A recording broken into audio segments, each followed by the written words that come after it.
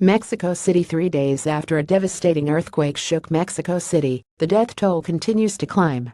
At least 293 people are dead, and some feared lost are still being pulled alive from the rubble. Trapped under tons of debris for more than 24 hours, cell phone video showed the moment rescuers first made contact with a woman named Paulina, her foot barely visible. The woman, a human resources worker, was at work when the earthquake struck Tuesday. Rodrigo Heredia is one of the thousands of amateur search and rescue teams that Mexico has trained. He shot the video with his cell phone and says he heard people saying, "In here." He says hearing calls for help is shocking because you are never sure if you could actually save them. They had to leave Paulina twice for their safety as the rubble became unsteady, making the space even tighter. Chia says the space was about a foot wide and very tight.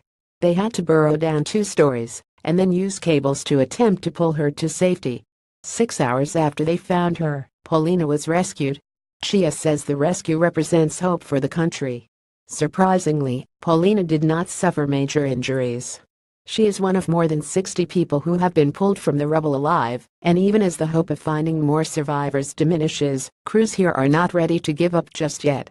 Cell phone video shows a woman being rescued in Mexico City after a deadly earthquake shook the city this week.